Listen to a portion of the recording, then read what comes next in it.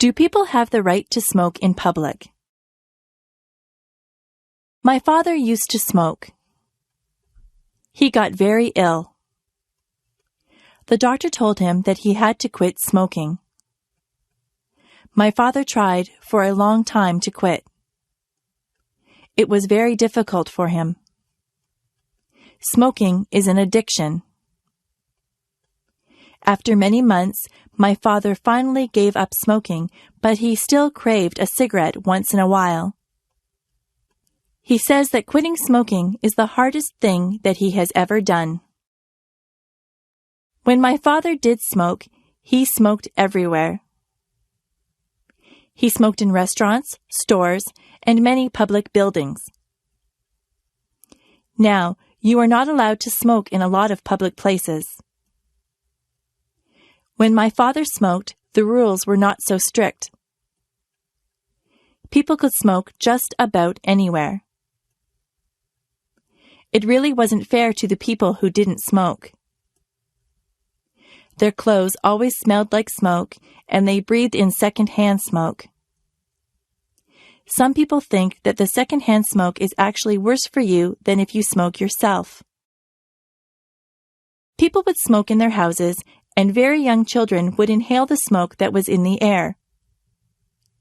Some people still smoke in their houses, and their children breathe in the smoke. Some restaurants have areas for smokers and non-smokers, but usually the smoke drifts from one area to the other. There are some businesses that have banned smoking altogether. Personally, I think that smoking in public places should be completely banned. I don't think that I should have to breathe in another person's smoke if I choose not to smoke myself. It wouldn't be fair for a non-smoker to get lung cancer because they had to be in a place where smokers were allowed to light up. I know that smoking is a powerful addiction and that it is very difficult to quit, but smokers should restrict their smoking to places where there is nobody else around. Lung cancer is an awful disease. Nobody should have to suffer with lung cancer. People should be educated about the dangers of smoking. Smoking should be banned in public places, but eventually I would like to believe that fewer people will smoke. It would be nice to live in a smoke-free environment. My favorite bedtime story. Every night when I was little, my mother would read me a bedtime story. My favorite story was Tom's Midnight Garden. This was a story by Philippa Pierce.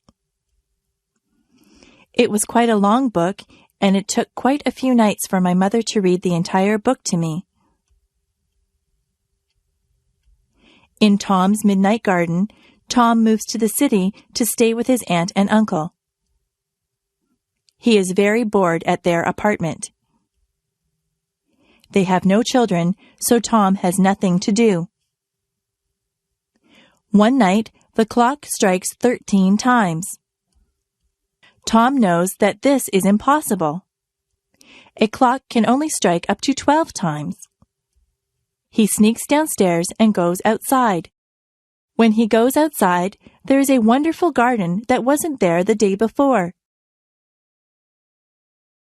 The next day, Tom goes outside and finds there is no garden. The garden only seems to appear at night. Every night, Tom slips out to this wonderful garden and meets some people in the garden. He meets a girl named Hattie. Hattie and Tom become very good friends in this garden. Some very strange things happen in this book. There are some coincidences that keep you guessing about what is really going on. The surprise ending is wonderful. I really enjoyed Tom's Midnight Garden, and I was very sad when my mother and I came to the end of the book. I felt that I had visited the magical garden with Tom. It is a book that I will remember all my life. If I found a magic lamp. If I was walking down the beach one day and I happened to bump my toe on a magic lamp, I would pick it up and rub it. If it was a real magic lamp, but I don't believe that there really is a magic lamp, a genie would pop out in a cloud of smoke and he would call me master. He would say that he would grant me 3 wishes. I would have to think very hard about those wishes because I wouldn't want to waste them. I don't think I'd want millions of dollars. Money doesn't buy happiness, or so they say. I might wish for good health because if your health isn't good, you won't be able to enjoy anything. Some people might wish for beauty, but beauty is only skin deep. Some people would wish for a mansion or a beautiful car or a big boat. I don't want any of those things. Some people would want fame. Some people would want talent. Some people would wish for happiness. That might be a good thing to wish for.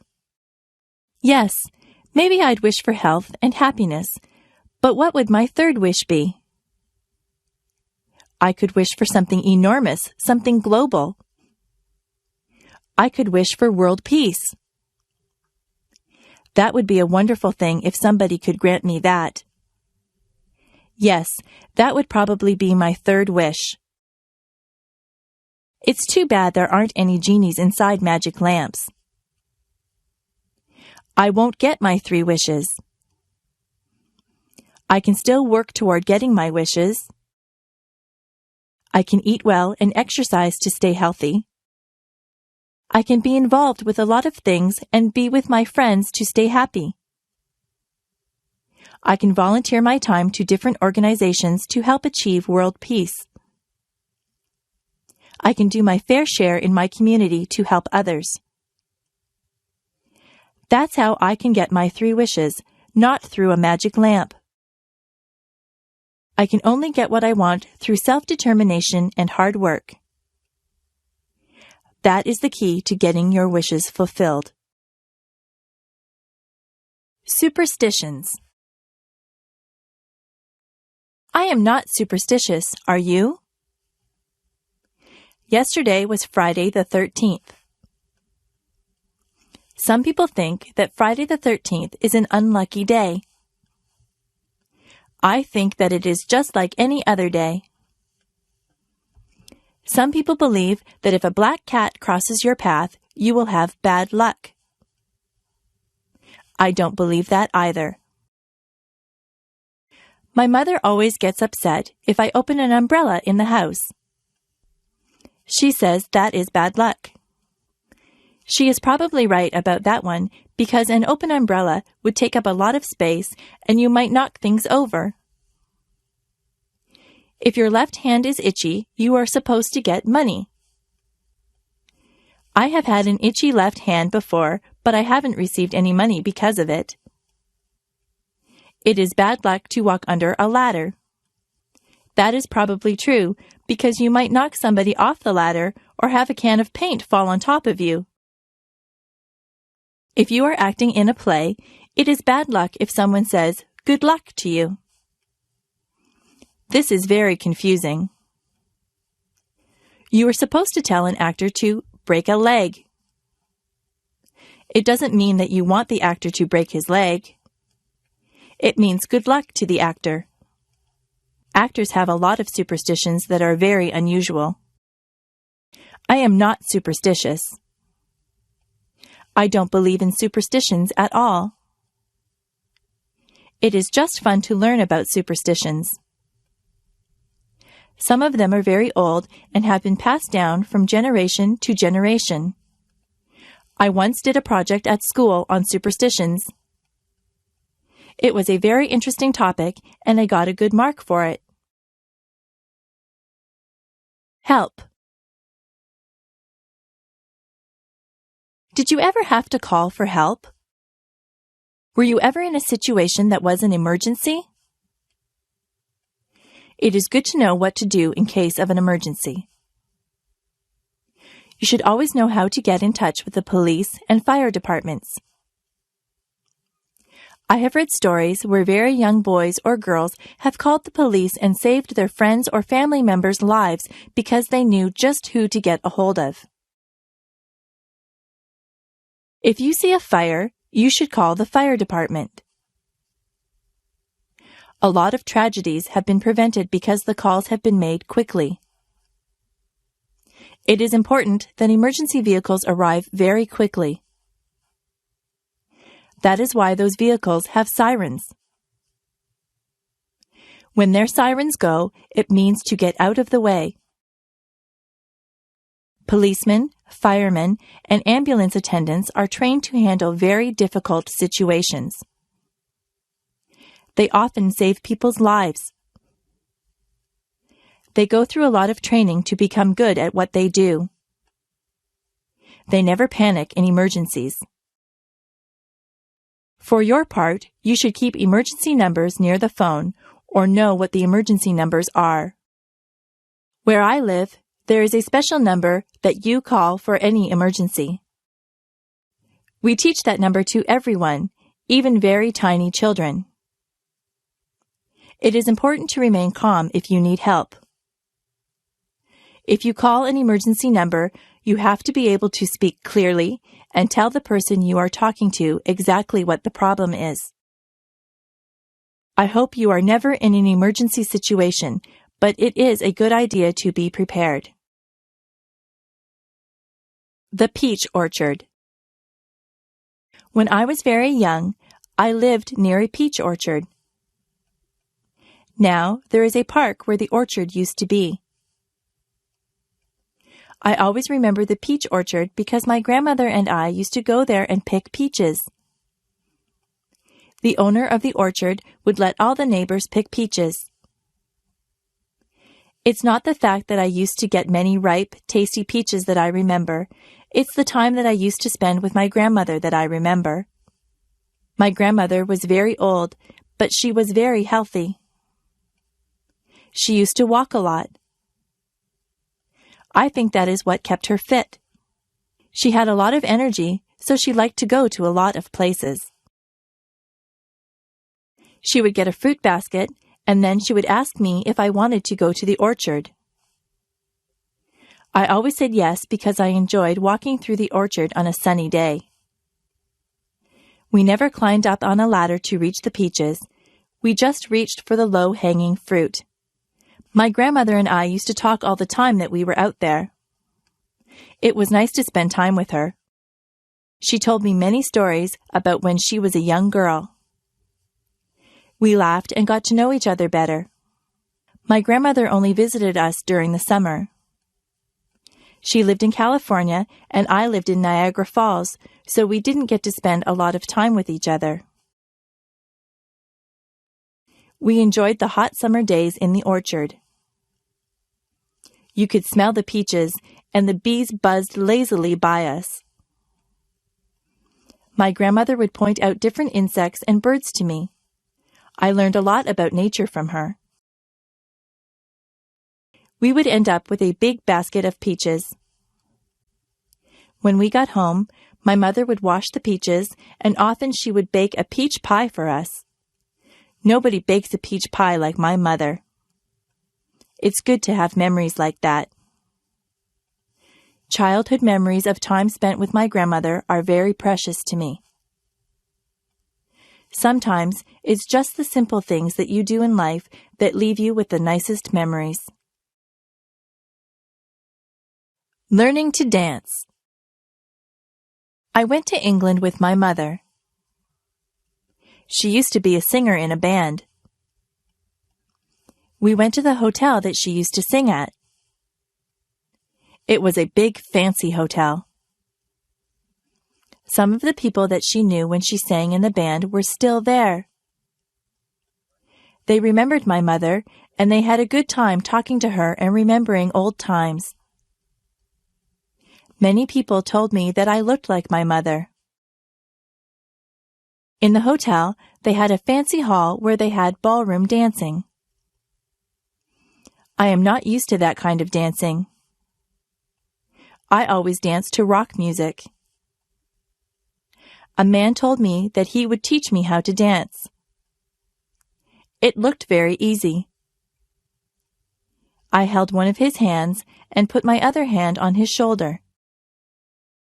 He told me exactly how to move my feet. I was very clumsy and I stepped on his toes. He was patient with me and he counted 1, 2, 3. I tried to waltz with him.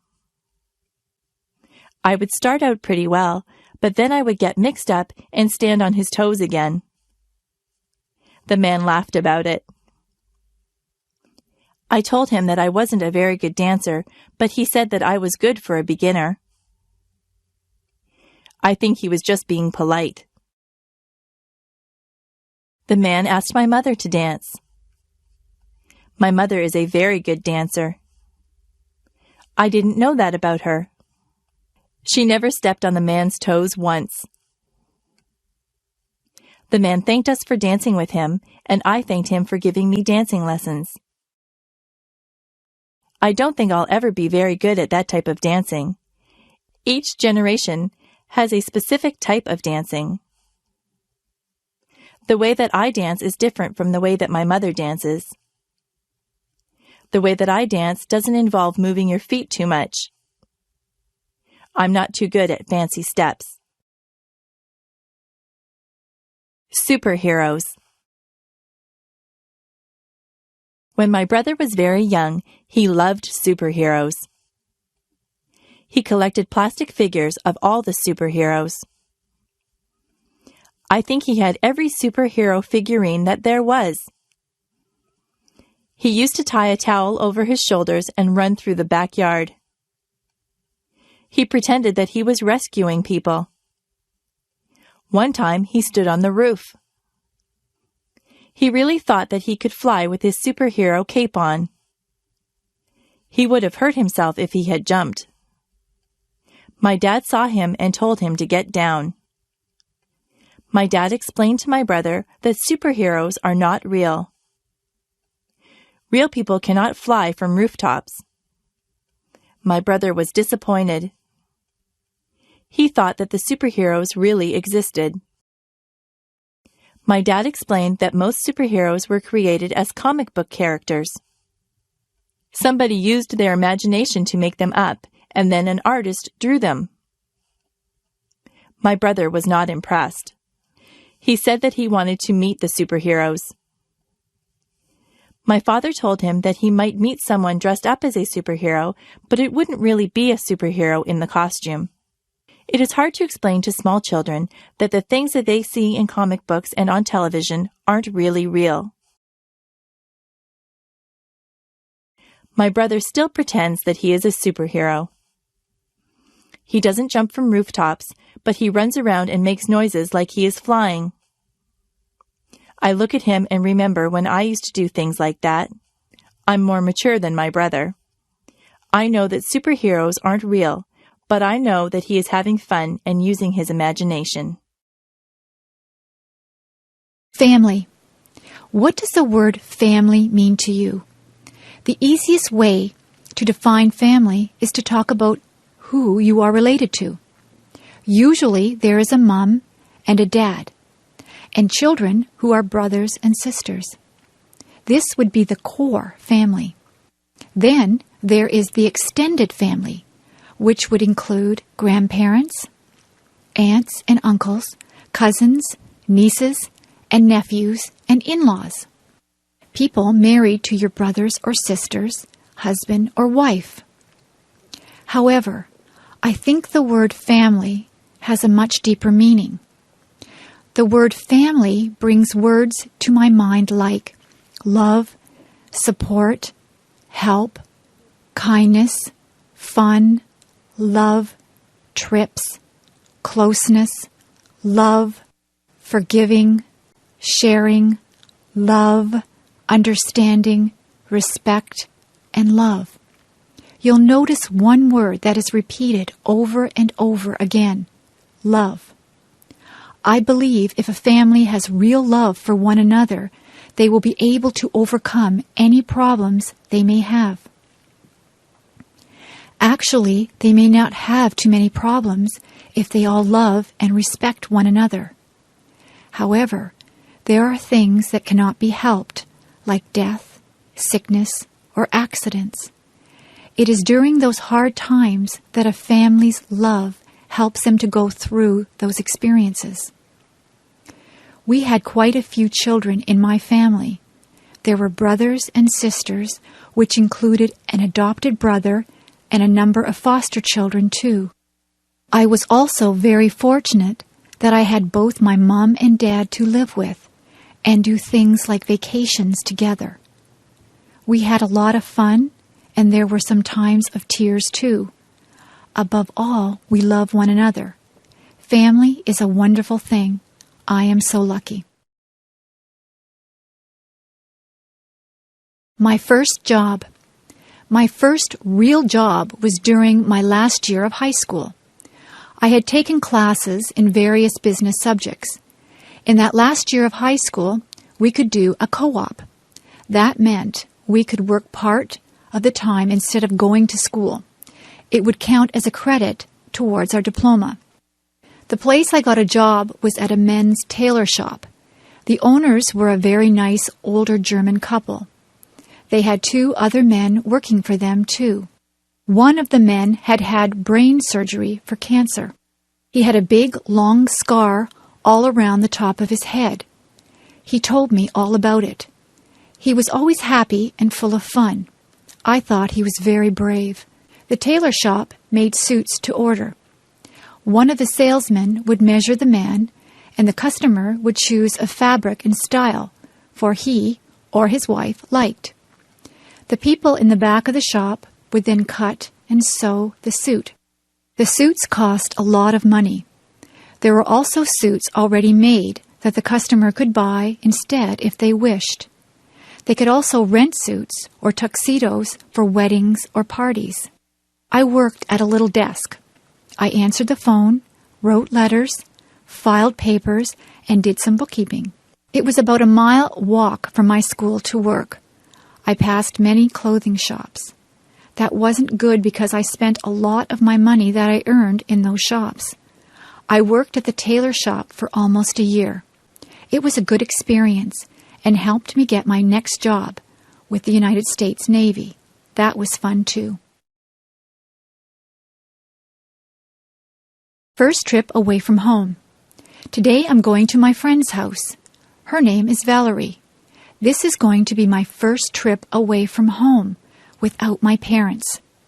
My dad is driving me to Valerie's house, and I'll be staying there for 2 weeks. Her mom will drive me back home. It takes about 1.5 hours to get there. I have to pack enough clothes for play, work, and church. I hope I'll pack the right things. Of course, I have to remember my toothbrush and hairbrush. Valerie lives on a farm. I'll be helping her dad with milking the cows, I think. We'll play up in the hayloft after we have helped put the bales into the barn. We'll be all itchy when the job is done. There are a lot of things to do on a farm. Her mom is a good cook and will feed us well.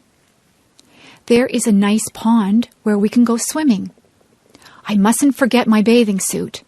I wonder if the farm dog comes into the pond too. That would be funny. My dad and Mom are giving me money just in case we go shopping. I hope we do go shopping because I want to buy lots of candy. I won't tell my mom that. Oh dear, I hear Dad yelling, "Let's go!" I haven't even finished packing my things yet. I guess I better stop writing this now and get busy fast. Bye. My job. I work at a conservation park called Balls Falls. I've only worked there for 3 weeks now. I am a tour guide, and I tell people the history of all the old buildings there. Somebody told me that one of the houses I work in is haunted. Now I get chills every time I walk into that house. My boss told me that the stories aren't real, but I have an active imagination. Balls Falls is very beautiful.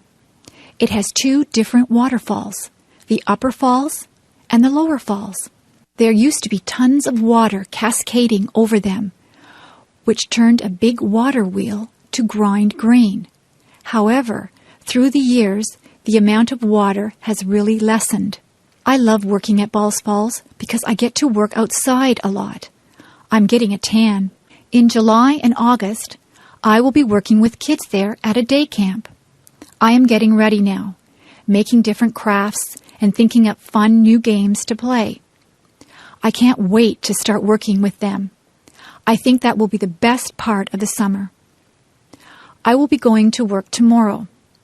I usually have to work from 9 a.m. to 4:30 p.m. I also like the people I work with. They are very nice. Come to Balls Falls and I'll give you a tour.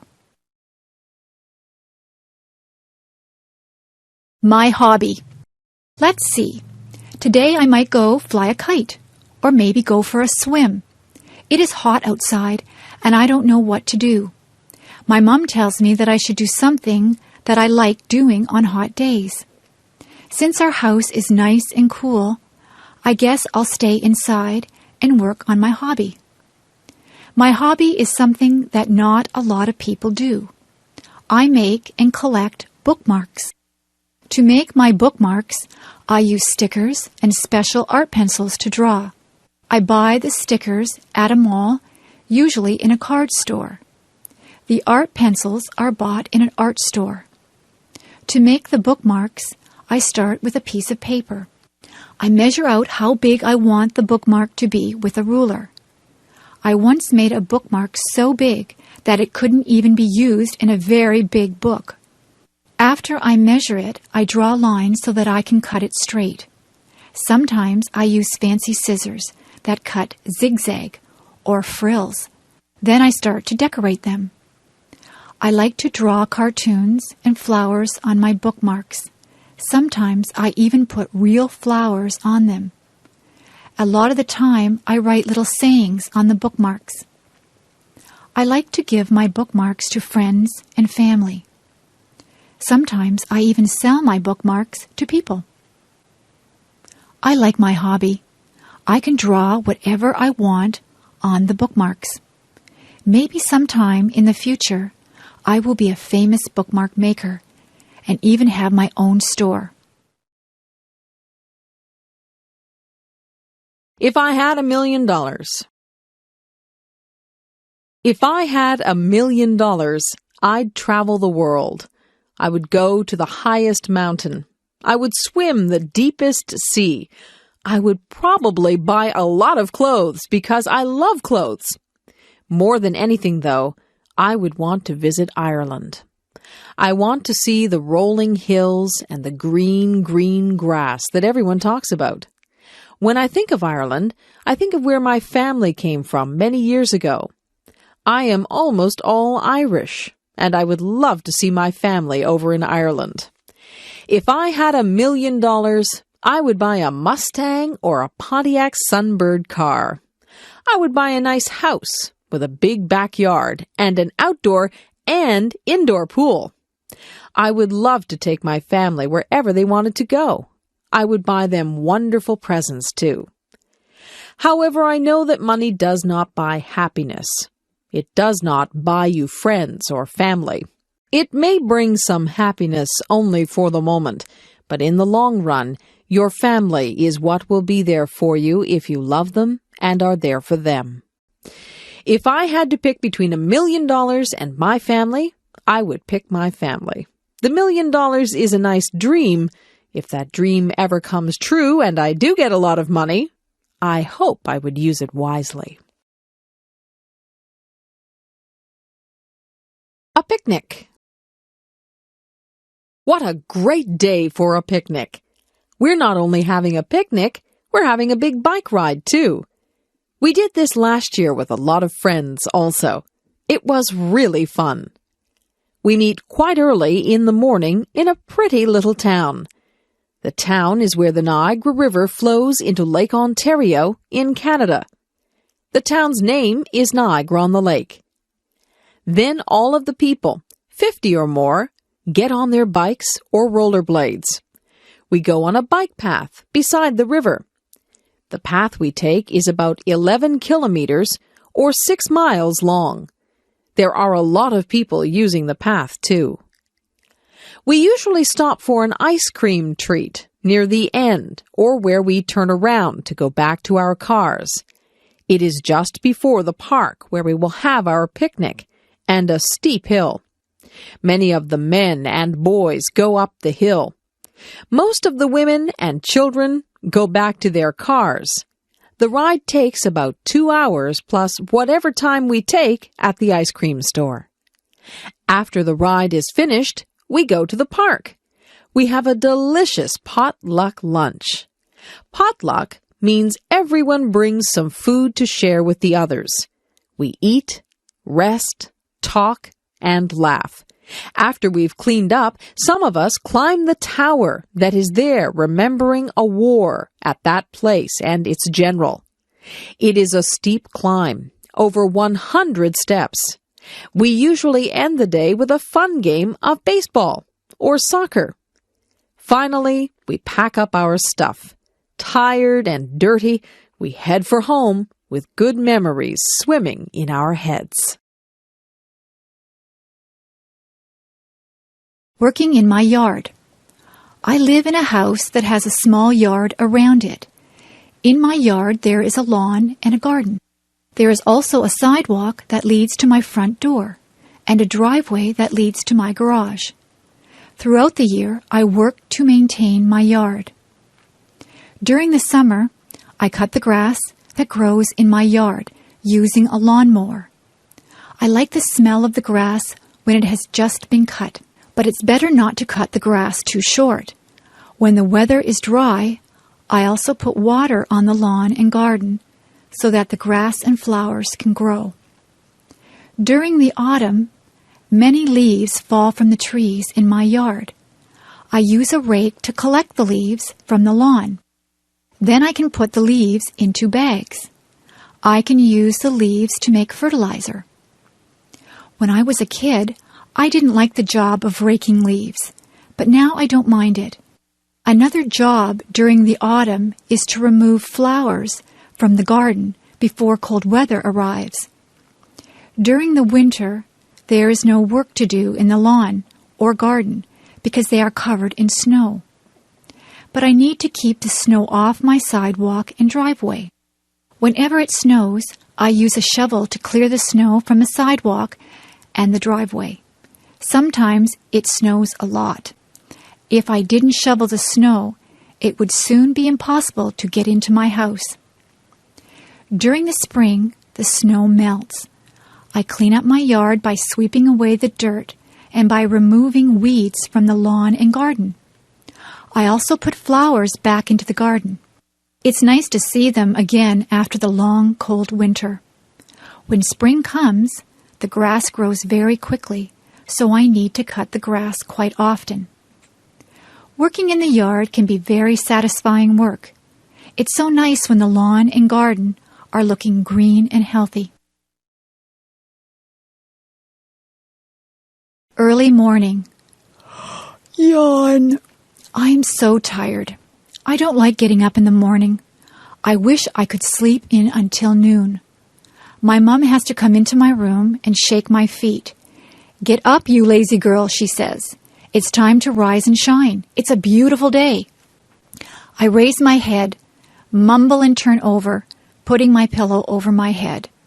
My mom yanks my pillow from off my head and starts tickling me.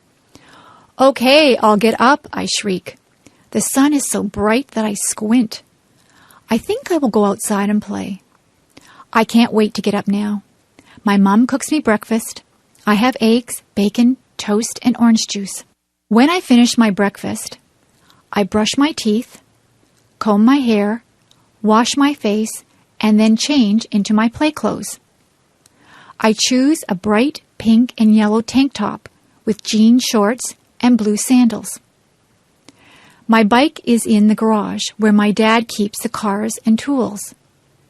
As I pedal, my hair flies out behind me. I keep my mouth shut so that bugs don't get in. I am going down a big hill now. I can hardly pedal anymore. My legs are moving so fast.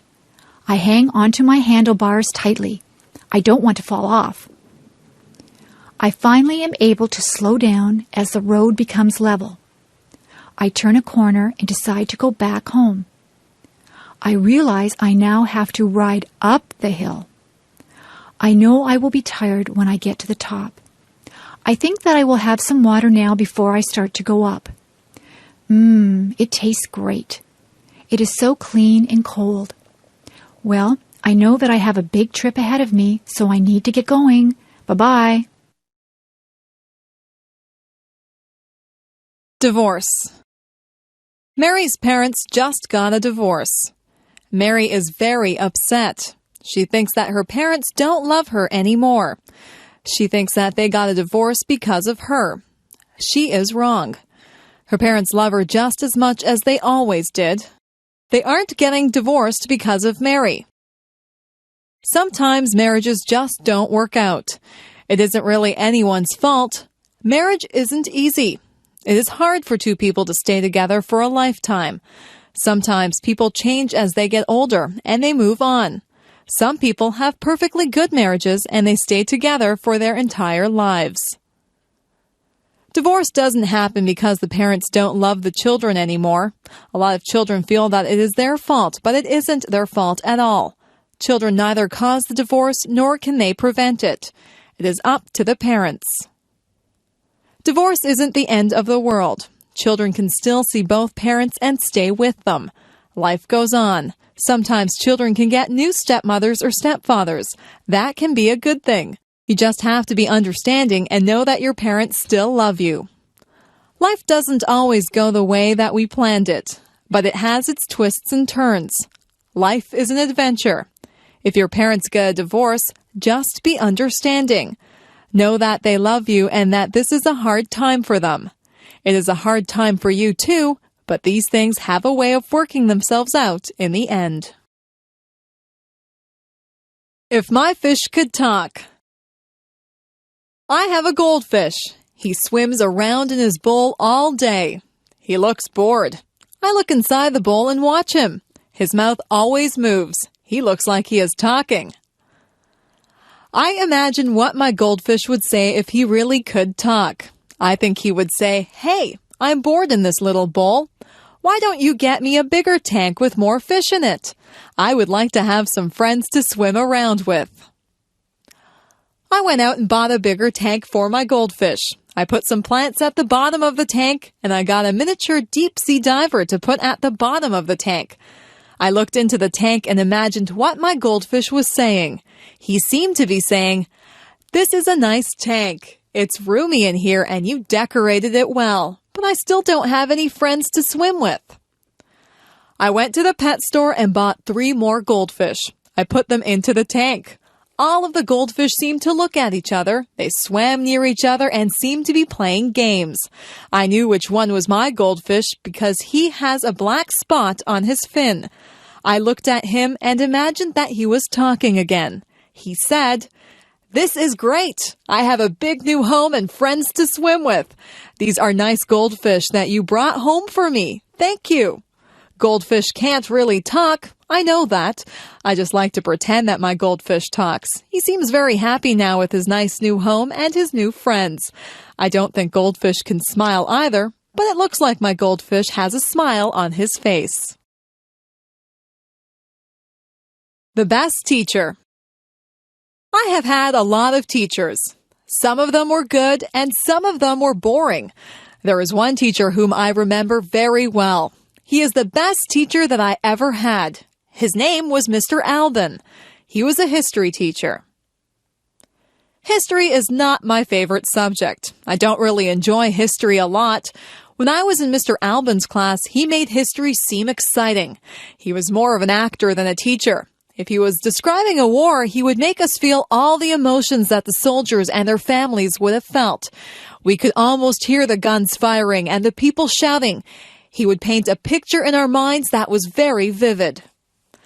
When I had a history test in his class, I didn't have to study much. I would remember every word that he had said. I would see him doing the actions that went along with his stories. He was very animated. He would shout out orders as if he was a general, or he would speak softly and reverently when describing the death of a great hero. The most important thing that I learned from Mr. Albin was that I did really like history. I just thought that I didn't like it because most people had made it dull by just reading from the textbooks. History is not just a series of dates and dull facts. History is what really happened. History is real life. All the historical figures had real families and emotions. They weren't just fictional people. After I took history from Mr. Albin, I realized that I really did have an interest in it. He was my favorite teacher, and I will always be grateful to him for making me aware of just how interesting history really is. Weather. Sometimes I watch the weathermen on television. It is fascinating to watch him point to different areas of the country on the map. He tells us where the weather will be nice and where it will be bad. The weatherman is not always right. Weather reporting is not an exact science. Nothing is very exact when it comes to the weather. The weather department does a lot of research, but they can never be sure of exactly what will happen. Sometimes it looks like it will be clear, but the wind changes direction and clouds move in. The weathermen can warn people if there is a chance of a hurricane or tornado. The weathermen can also warn people of floods. Sometimes entire towns have to be evacuated because of bad weather. It is important to be aware of the weather. For example, it is not good to be caught in the middle of a field when there is going to be a thunderstorm. You might want to take extra precautions if there is going to be a heavy snowstorm. You would need to be in a secure place if a hurricane or tornado was predicted. You might want to cancel a picnic if you knew that it would rain that day. The weather affects us in so many ways. Some people are really affected by dull, cloudy days. If there are no sunny days, they become very depressed. Heavy air pressure can cause some people to have headaches. Weather affects all of us in one way or another. It is always a topic of conversation. People often say things like, "Hello, it's a beautiful day today." Often we plan our lives and activities around the weather. So if you are planning on walking home tonight, keep an eye on the sky. Are those rain clouds up there? You might need an umbrella. How to avoid catching a cold. How many colds do you catch in a year? Most of my friends catch quite a few colds. They cough, sniffle, and sneeze. They carry around tissues and blow their noses all the time. Their eyes water and they have scratchy throats. I don't get many colds. In fact, I can go for a whole year and never catch a cold. This is why I consider myself an expert on how not to catch a cold. I'll tell you how to avoid catching a cold. I think that you need to take a lot of vitamin C. I eat a lot of fruits and vegetables. I drink fruit juice too. I also take vitamin C pills. Whenever I begin to feel a cold coming on, I make sure that I have taken my vitamin C pill and I drink a lot of orange juice. That usually knocks the cold right out of my system. I make sure that I get a lot of fresh air. In the winter, a lot of buildings are shut up tight so that the air is stale and people's germs circulate through the buildings. I get outside and breathe in fresh, clean air. If somebody is rude enough to cough or sneeze right in front of me without covering his or her mouth, I just hold my breath for a second. I'm not sure if this works or not, but I don't want to breathe in anybody's cold germs. Many germs are passed through hands. It is important to wash your hands thoroughly if you touch anything in a public place. If I hold a banister while I'm walking down the stairs, I think of all the people who have used that banister, and I make sure that I wash my hands before I eat. Doorknobs also have a lot of germs on them. Money is another thing that is passed from hand to hand and is covered with germs. Sometimes I see people stick money into their mouths. Just think of all the germs that you would be putting into your mouth if you did that. If you just give it a little bit of thought, you can avoid a lot of germs that cause colds. If you eat good food and stay fit, your body will be able to fight off the germs that causes colds and other diseases. It is not always possible to avoid colds, but if you do catch a cold, drink plenty of fluids and get a lot of rest. The future. I sometimes wonder what life will be like in the future. Life has changed so much in just the past few years. I'm sure that there are still big changes that are coming. Do you think we'll still drive cars? Maybe we'll get into computerized vehicles that we won't have to drive. We'll just push a few buttons and the vehicles will take us to wherever we have to go. Maybe there won't be roads. We might just fly through space to get where we want to go. Instead of telephones, we'll just use our computers. We'll be able to see each other when we talk. That type of thing is already happening. Maybe we won't have to cook our meals. We might be able to push buttons to order whatever we want.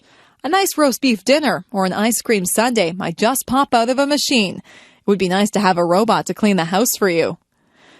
In the past few years, computers have been extremely important. People used to write to each other through the mail. Now people communicate so much more frequently through email. Most of my friends own computers. If we had all of these things to do the work for us, what would we do? We would still need people to program the computers. We could spend more time being creative rather than doing everyday chores. The future holds many surprises. I'm sure that technology will become even more and more amazing. When my parents were young, they had never even seen a color television. Nobody owned a computer. It doesn't take long for things to change a lot. Who knows what amazing things are in store for us? Giving a speech. I had to give a speech last week. I gave a speech to 300 people. I had to speak in front of a group of students. I had to tell them about a campaign that we were having to raise money for cancer research. Giving a speech can be a difficult thing. When you stand in front of a big crowd, you can get very nervous. Some people feel like they have weak knees. Their legs feel as if they are made of rubber. Their heart beats very hard inside of their chest. Their palms get sweaty. Some people even become short of breath. For some people, giving a speech is their worst fear. When you give a speech, everyone is looking at you. They are waiting to hear what you have to say. When you have 300 people looking at you, you have 600 eyes that are on you. It is a little frightening when you think of it that way. Before I give a speech, I take 3 big breaths. I calm myself and I remind myself that what I have to say is important. I like to be sure of what I am going to say, so I practice my speech in front of a mirror at home. I like to look like I am relaxed and friendly. They say that practice makes perfect, so the more speeches that you give, the better you will become at it. Whenever I have to give a speech, I imagine that the audience is just one big person. I look out into the audience until I find a friendly, smiling face. I focus on that person, and I pretend that I am just talking to them. I've become used to giving speeches. I am more relaxed now than I used to be. People tell me that I do not look nervous at all. I like to hear that. Sometimes I do feel a little flutter of nervousness, but I just ignore it and do the best that I can. Giving a speech is not as scary as it appears to be. Anyone can do it with a little practice. Moving to another country. My friend Steve moved to another country. He had lived in Canada all his life and he moved to Japan. Life in Japan was very different for Steve than what he was used to. At first, Steve suffered from culture shock. His whole life seemed different. He was not used to the way of life in Japan. Steve was not used to the large crowds of people that walked up and down the streets in Japan. In his hometown in Canada, the streets were fairly quiet. Steve had to get used to the food. In Japan, the people eat a lot of fish. Steve had never eaten much fish before. Steve wanted pizza, but it was expensive in Japan. Steve said that he had to adjust his eating habits. The people in Japan have different customs than we do here in Canada. Steve didn't want to offend anyone, so he had to learn the customs. He had to learn about what Japanese people considered polite and rude. Sometimes in a foreign country, you can do something to insult someone without even realizing that you are being rude. At first, Steve had trouble with the language. He said that the only way to really learn the language is to talk to people. Steve talked to a lot of people. He made a lot of mistakes, but people were patient with him, and they tried to help him with his Japanese. It wasn't long before Steve felt more comfortable in his new surroundings. You have to be willing to learn new customs and a new language if you move to another country. Steve feels very comfortable in Japan and in Canada now. He is thinking about going to another country now. He thinks that he might like to try and live in Italy. I'm sure that he would get over his culture shock very fast if he moved there. Moving to a new country can be difficult, but if you are willing to learn, it can be a very rewarding experience. Look for the beauty.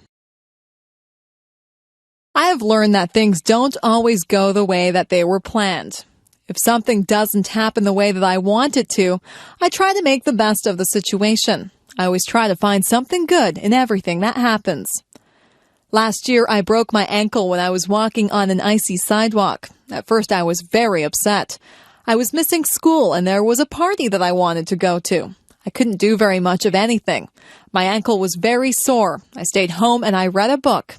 It was an excellent book and one that I probably would not have had time to read under normal circumstances. My friends brought my homework to my house and we had some really nice visits while they were here. I had to accept the fact that I couldn't go anywhere on my broken ankle, so I made the best of a bad situation. Once I lost my way when I was out camping. I ended up in a very large field. I was afraid that nobody would find me, but I calmed myself down and took time to examine all the interesting wild flowers in the field. My family did find me. They were surprised at how calm I was. I have learned that there is something valuable inside every adventure and something beautiful inside every person. We had a new boy who came into our class. His clothes weren't in style and he was not particularly handsome. Some of the boys and girls made fun of him. Sometimes people can be really cruel. He seemed to handle it all right, but inside, I knew that it must hurt. Some of my friends and I invited him out with us. We found out that he had a terrific sense of humor, and he is probably one of the nicest people that I have ever met. He has since become one of my best friends. It makes me ashamed when someone that I know judges someone by how they look. It isn't fair to do that. You'll find that something good comes out of almost every situation. You'll find something good about almost everyone that you meet if you look hard enough. If something doesn't work out the way you planned it, just make the best of the situation. Look for the beauty in everything. My doll. When I was an infant, I got a rag doll. It was a very plain little doll, and it wore a clown outfit and a clown's hat. I used to take that doll to bed with me every night. I couldn't go to bed without my doll. My mother used to pretend that the doll was talking to me. She would make the doll dance and sing songs. I would talk to the doll. My mother would answer for the doll, but I was a baby, and I thought that the doll was actually talking to me. That doll was my best friend. I took her everywhere. One time I took her to a store with me, and I left her on a shelf in the store. We were halfway home when I realized that I didn't have my doll with me. I was very upset. My mother and I rushed back to the store. My doll was still there. I was so relieved. I hugged my doll and I promised myself that I would never leave her anywhere again. I couldn't imagine life without that doll. Through the years, the doll became less important in my life. I had other things to do, but the doll still sat on my bed during the day, and I still took it to bed at night. I gave that doll a lot of love when I was little. In fact, I love that doll so much that she looks tattered and torn now. There are parts of her face and hands that are almost worn away. I had a lot of other toys when I was little, but none of them were ever so important as that doll. I don't play with toys anymore, but that doll is still in my room. She sits in a special chair in the corner. I'll always have that doll. No matter how worn out she is, I'll always keep her and cherish her as part of my early childhood. The wedding. We went into the church and sat down. There were pretty flowers at the front. There was beautiful organ music playing. The church was full of people dressed up nicely. Everyone was waiting to see the beautiful bride walk up the aisle. A hush, an intake of breath. There she was. Oh, she was so beautiful. She had a lovely long white dress with pretty lace and beads. Her hair was swept up off from her face. There were curls flowing down her back. Instead of a veil, she had little flowers in her hair. Her bouquet of tiny flowers was very, very pretty. Her dad looked very proud of her. He looked just a little sad, too. At the front of the church, the groom stood waiting. He had a beautiful, tender smile on his face. He took his bride's hand as her dad left her there. They smiled at each other. The minister read, prayed, and offered some words of advice to the lovely couple.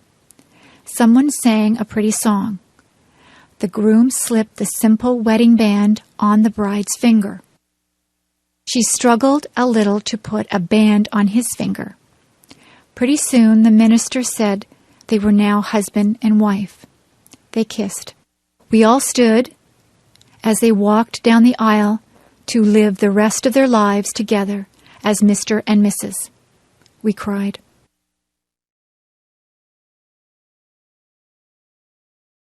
The perfect place.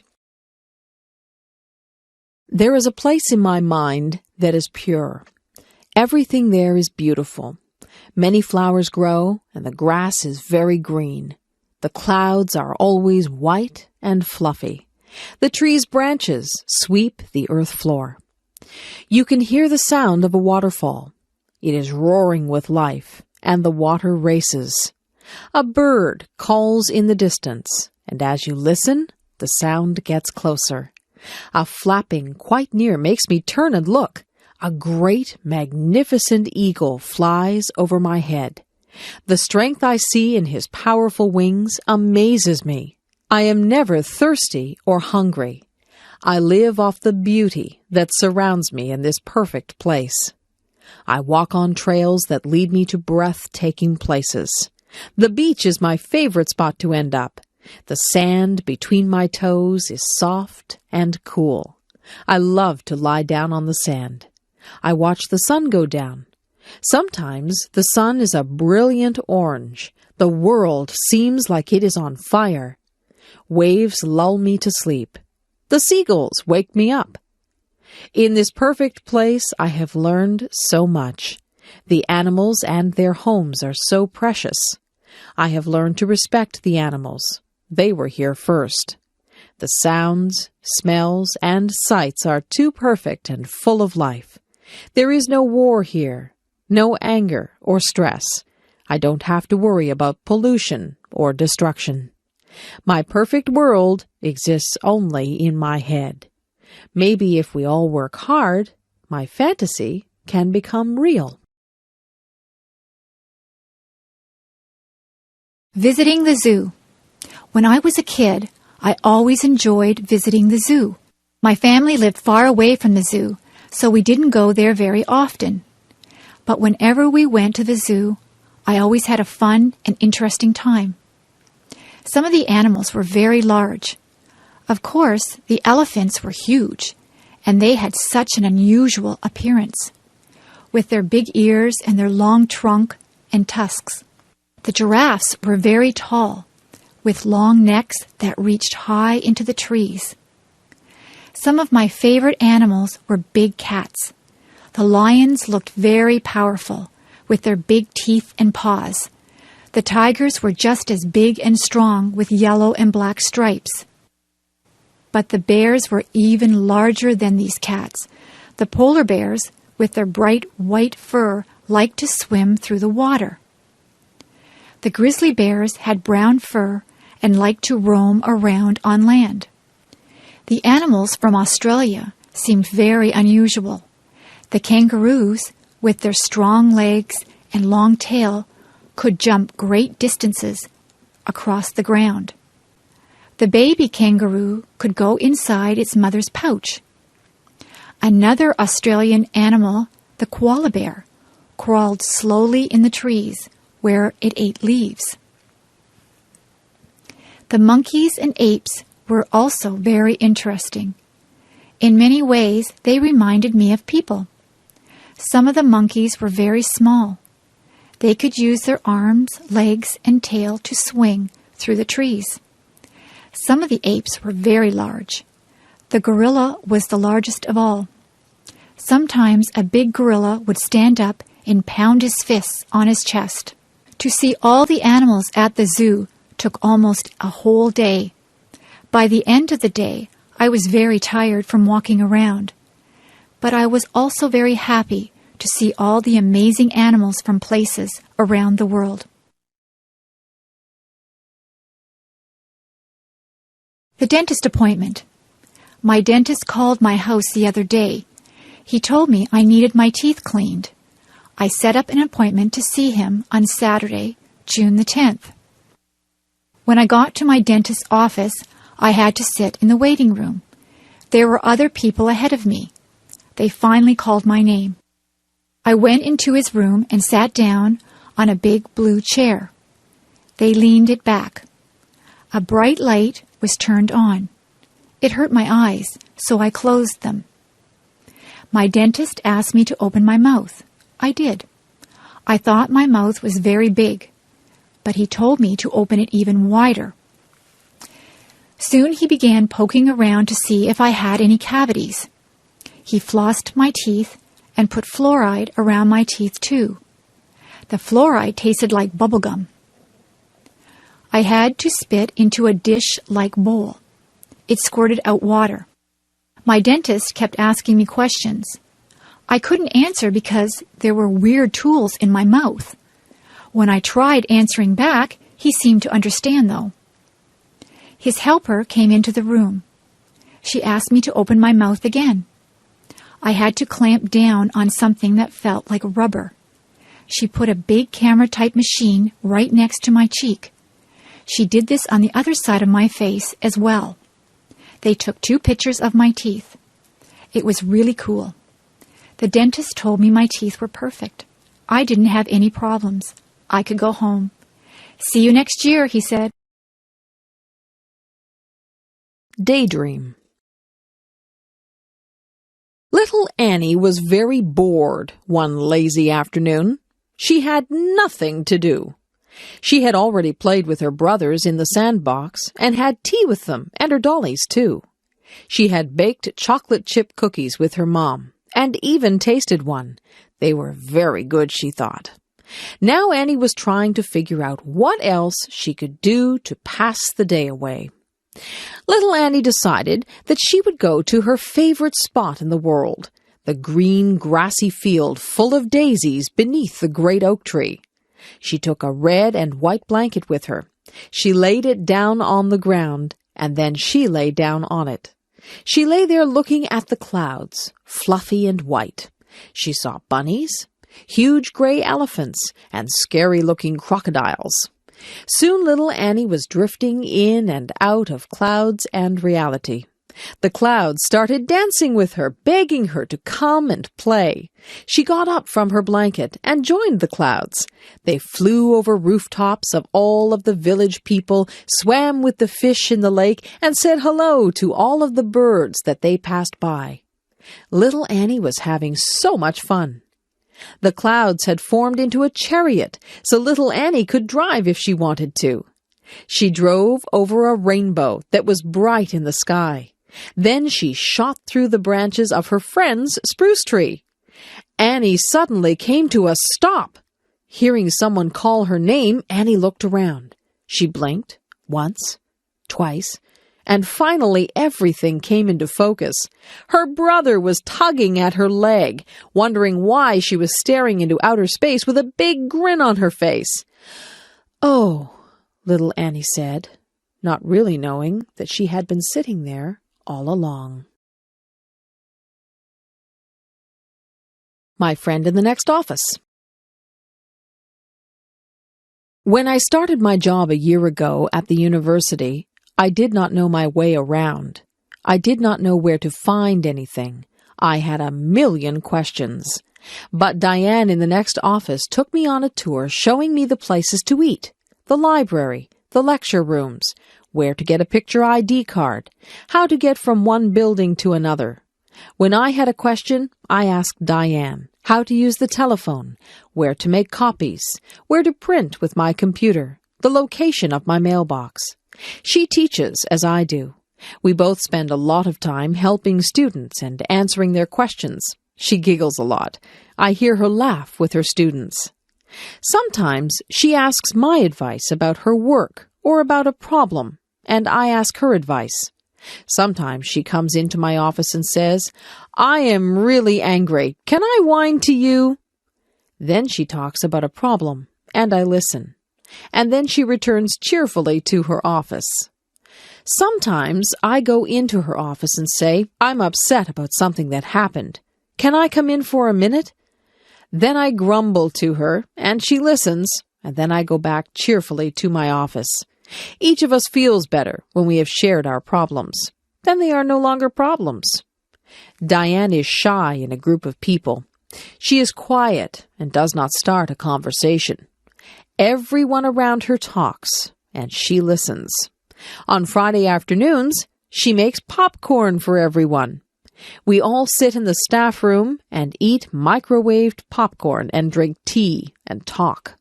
We start to relax for the weekend and talk about our plans.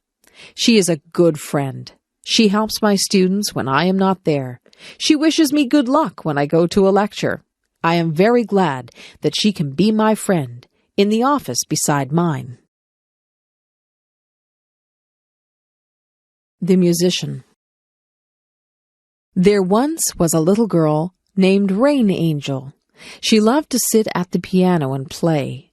Rain Angel was a very gifted girl. She had a voice that gave people shivers, and she loved to sing. As Rain got older, she continued to love music. Rain became involved in the choirs and bands at her high school. She loved performing in front of people. She couldn't help but feel the sense of power she had when she was up on stage, and there was always loud clapping when she finished a song. Rain soon went out on her own and looked for someone that could help her become famous. Rain wanted to share her talent with the world. She felt that her special talent for music helped people feel good. Rain went out into the big world, and she did very well. She was always performing her best, and someone finally noticed her. Her new agent helped her to make her first album. Rain became famous because she never quit trying. Rain loved her new way of life. She continued singing and playing her piano. She was even taught how to write her own music. Rain Angel had always dreamed of becoming a celebrity. She always remembered her friends and family when she was famous because they had always believed in her. Rain Angel strove for a faraway place, and it became her reality. She always believed that what she wanted to become was her choice. She believed that if you have the strength and determination, you can make your dreams come true. The Circus. Wow! A big tent was in the middle of the town's parking lot.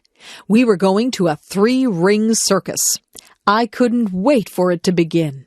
Inside and outside of the tent, toys, balloons, and food were being sold. All of the children were so very excited. Inside the tent, we found good seats so we could see everything. The band started to play loud music, and the ringmaster came out with a big tall hat on his head. In one ring, there were small animals, dogs, monkeys, and parrots doing tricks. The dogs were dressed in funny clothes, and so were the monkeys. They rode on bicycles, danced, and climbed ladders. There were wild tigers and lions in a big round wire cage. A man with a whip was inside the cage with them. He had them trained to jump through a hoop of fire and to roll over. He even kissed them. He was very brave. During the break in the middle of the circus, funny clowns came out and did silly things. They had happy faces and sad faces. Some had big red noses that honked if you squeezed them. There were rides on elephants, too. I didn't go on one because it cost too much money. The last act took up the whole tent. It was the acrobats. They hung from their teeth, their feet, and their necks high up in the air. They also swung high up in the air and flew to each other. It's kind of scary to watch because I was afraid they might fall. I had a very good time at the circus. However, my tummy felt kind of sick from all the cotton candy and junk food I ate. Going to the grocery store. Each week, I go to the grocery store to buy food for my family. I get a shopping cart from the front of the store, and I push the cart all around the store. The cart is large, but when I am finished shopping, the cart is nearly full. The grocery store is also called a supermarket. When I go shopping, I start out in the produce section of the supermarket. The produce section is where the fresh fruits and vegetables are kept. I like to buy different kinds of fruit, such as apples, oranges, and bananas. The vegetables that I often buy are carrots, peas, and corn. I also buy tomatoes when they are bright red in color. I often buy a bag of potatoes or a bag of rice. After visiting the produce section, I go to the meat section. Here I buy poultry, such as chicken and turkey. I often buy seafood, especially fish. I also buy beef, and sometimes pork or lamb. I also visit the dairy section, where I can buy milk and cheese. Sometimes I also buy ice cream or yogurt. When I have finished in the meat and dairy sections, I then move to the bakery section. This is where loaves of bread are baked and sold. There are many different kinds of bread in the bakery section. The bakery section also sells pasta, such as macaroni and spaghetti. And of course you can buy pies, cakes, and cookies in the bakery section. These foods are very sweet and tasty. I also pick up a few other things at the supermarket, such as soap, toothpaste, and cleaning supplies. But sometimes I forget to buy something that I plan to get. Maybe I should make a list of the things I need to buy. A day at the beach. When the hot summer weather arrives, many people like to cool off by visiting the beach. Often there is a cool breeze that comes off the water. And of course the water itself is cool and refreshing. One of the favorite activities at the beach is building sandcastles. Children use small shovels and pails to move the sand. They can build small forts and castles by carefully forming and shaping the sand. Building sand castles is a lot of fun, but you shouldn't build them too close to the water. A wave might come and wash your sand castle away. There are also many games that people like to play at the beach. Some people play catch with a small plastic disc called a frisbee. The frisbee glides smoothly through the air. Other people like to play beach volleyball in the soft sand. Some people prefer just to relax on the beach. They like to lie down on a blanket and feel the warm sunshine. I like to sit on the beach with an ice cream cone, but you have to eat it quickly before it melts. Of course, the main attraction of a beach is the water. Many children learn to swim at the beach and enjoy playing in the water. Some people like to swim vigorously. Other people like to relax in the water on an inflatable floating mattress. Other people just wade around in the water as a way to keep cool. When it is a windy day, some people try sports, such as surfing. Going to the beach is surely one of the best ways to spend a summer day. A life experience. My friend Lanny and I went to Burger King yesterday. We ordered a big order of French fries and a couple of drinks. Lanny got a strawberry milkshake. I picked out a table near the window so we could look at the people passing by. As we were sitting there, we heard our favorite song, Butterfly, by the band Crazy Town, come on the radio. We looked at each other with big grins on our faces and started singing and dancing. It was great fun. Many people began staring at us, wondering why we were so happy. We didn't care. We just kept on moving and enjoying ourselves. The song ended and we were almost finished our food. We sat and talked about what was happening in our lives. She had just bought 4 new t-shirts for the summer. The new sandals she had gotten for her birthday had given her really bad blisters on the sides of her feet. When she wore other shoes, she had to wear band-aids on the blisters. I told her that I had bought 4 new CDs. I love music. As we finished our conversation, we finished off our drinks. I like going out with Lanny and talking. Lanny is my best friend, and I can talk to her about anything. I am glad I have her to share my life with, even if it is as simple as going to Burger King and eating French fries. Lanny and I are planning to travel together, so we are trying to save our money.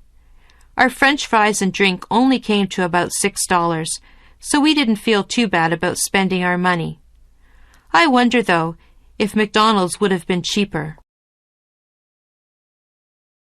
Airplane ride. Tasha signed a piece of paper which gave her a chance to win a free airplane ride. She put her name, address, and telephone number on that piece of paper. A few days later, she got a telephone call. It was the man that was holding the ticket draw. Tasha didn't think she would win, but the man on the telephone said she did. She listened as the man told her where she would have to go to get her free airplane ride. She had to go near the town of Grimsby. She was allowed to pick a friend to go with her on the airplane ride. Tasha was so happy. She asked her twin sister Tanya to go with her. Tanya was very excited. Neither of them had been on an airplane before. When they got to the airplane center, Tasha and Tanya were nervous. They knew the airplane was small, so that meant only the pilot and them were going to be in the plane. Their mum took a picture of them beside the plane before they left. Tasha and Tanya hopped into the plane. They put their seatbelts on and got ready for takeoff. Tasha got to sit in the very front, right beside the pilot. Tanya sat behind Tasha. The girls laughed nervously as the plane started rolling down the runway. They went faster and faster, trees passing by quickly. There was a powerful surge making everyone's head jerk back. The plane started lifting off the ground. Up, up, and away! They were up off the ground and flying high in the sky. It seemed as though they could get anywhere within a matter of seconds. They flew from Grimsby to Beamsville, where they saw their high school. Then on to St. Catharines, and then Niagara Falls. They even flew over top of their house. They took pictures of their house. They could see their pond from way up there, too. The pilot asked Tasha if she wanted to fly the plane. Sure, Tasha said. So Tasha took the steering handle and began to fly the plane. She didn't really know how to fly it, so when she pulled the handle down, the plane shot upward. Both of the girls squealed.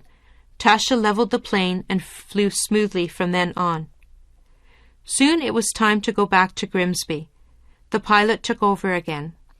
We braced ourselves as the landing strip got nearer. The landing went smoothly with Tasha and Tanya beaming as they looked out at the ground. They hopped off of the plane, thanked the pilot, and ran to tell their mum about their wonderful experience. A rainy day. The clouds were very grey. There was a loud boom that came from the sky. A bolt of lightning struck down a tree. All of a sudden, buckets of rain came pouring down. Jane and Bill were walking in a park when the rain started. Jane wanted to take pictures of the flowers, but the rain got her camera wet. She had to put it away so that it wouldn't get ruined. Jane was going to hide under a big tree to stay dry, but Bill told her that was not a safe idea. He said that she could get hurt if the lightning hit the tree. The tree could break and fall on her, or the lightning could even hit her. The air was very chilly. Jane and Bill put on their sweaters and raincoats to keep warm. Jane took her umbrella out and put it up. They both walked under it to stay dry. The ground was really wet and muddy. Bill and Jane were very glad that they remembered to wear their boots.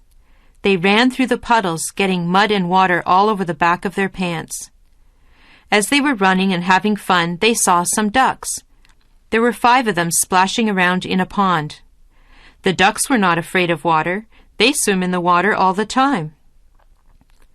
Jane and Bill saw some big bullfrogs near the pond. The frogs jumped into the pond when they heard Jane and Bill coming. After a little while, Jane and Bill decided to go home. They got into some dry clothes. Jane started to sneeze. She had gotten a little bit too wet. Bill noticed that the rain had stopped. "Look outside, Jane," he said. Jane wrapped a blanket around her shoulders and looked outside. There was a beautiful bright rainbow across the sky. Violet, blue, green, yellow, orange, and red, the rainbow shone high in the sky. "I wonder if there's a pot of gold on the other side," Jane asked. She had once been told that leprechauns lived on the other side, handing out money to those that made it to the rainbow's end. Bill didn't believe there was a pot of gold. Jane ignored Bill, though, and started off across the field to claim her big pot of money. Let's hope Jane finds her way back home safe and sound with a big pot of gold. Elementary School. I go to Gainsborough Public Elementary School. I am in grade 8. I am known as the King Queen of the school this year. I feel very grown up.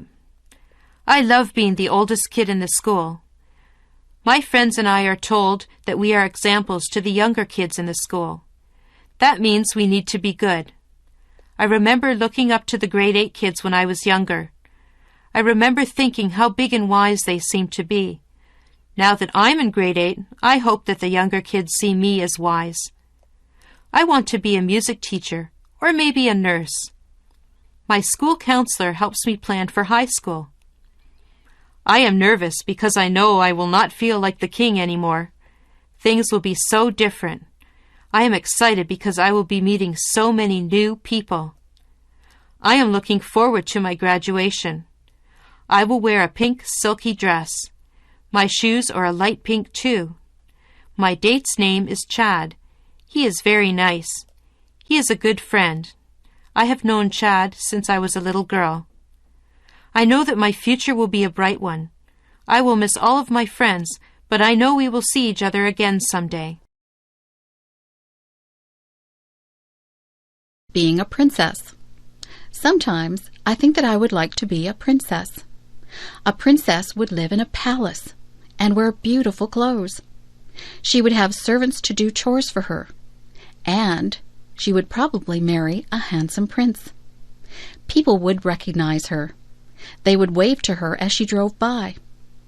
It seems like it would be a lot of fun to be a princess. But maybe it wouldn't be so nice. Maybe it would be terrible to be recognized by everyone. Maybe a princess would feel like everyone was watching her. She would have to look nice every time she left the palace. There would always be people with cameras who wanted to take her picture. A princess would have no privacy. Even in her own palace there would be servants around, so she would never really be alone. If I were a princess, I would worry about security for my family. Sometimes people who are in high positions are threatened by other people. That would be a worry. I'm not so sure that being a princess would be all that much fun.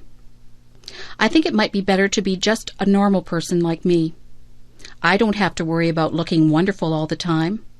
People don't follow me around and take my picture. Whenever you see a picture of a princess, she is smiling. I wonder if she's smiling on the inside, or just smiling for the camera. My worst fear. I am afraid of water. I don't know why I am afraid. I have never had a bad experience in the water. I just never learned to swim. I should have done that when I was just little. It would be easier for me to swim now if I had started when I was young. I will go into the shallow water, but I start to panic when the water gets higher than my chest. I don't like the feeling of not being able to put my feet on the bottom of the pool or the lake. I don't like to get water up my nose. I choke and cough when that happens. My friends just tell me to relax and I will float, but I find it hard to relax in deep water. They keep telling me that if I panic, I will sink. Most of my friends have had swimming lessons. Some of them are even lifeguards. They have tried to teach me to swim, but I think I need to go to a place where they actually teach swimming. It would be nice to jump into a pool of cold water on a hot summer day. That would be so refreshing. If I go out onto a boat, I always wear a life jacket. I think it is wise to do that. Everyone should wear a life jacket on a boat. I would rather be safe than sorry. I have decided that I will overcome my fear. I will go and take swimming lessons. I have a goal. By this time next year, I would like to be able to swim the length of the pool without being afraid. It is best to face your fears and deal with them. I hope that I can overcome my fear of water.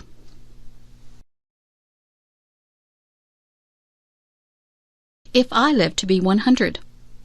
I think I would like to live to be 100. It seems like an awfully long time to live. It is an entire century. Imagine all the changes that you would see if you lived to be 100. I had a neighbor who was 85. She used to tell me what things were like when she was a little girl. She told me what my town used to look like, what her clothes were like, and what her school was like. I used to enjoy listening to her stories. Everything was so different when she was young. Listening to her was like having history come to life. I used to try to imagine what life was like for her back then. If I was 100, and I had grandchildren and great-grandchildren, I would tell them stories about my childhood. I would hope that I had a good memory so that I could remember everything. If I do want to live to 100, I'll have to have a healthy lifestyle. Not too many people live to be that old. If I do get to be that old, I hope I'll still be mentally alert and physically agile. In my country, the Prime Minister sends a letter of congratulations to anyone who has their 100th birthday. People who live to be 100 are very special. Maybe in the future, with better medical care and healthier lifestyles, more people will live to be 100. If I live to be 100, I'll have a birthday cake. But I won't put 100 candles on the cake. I could never blow out 100 candles.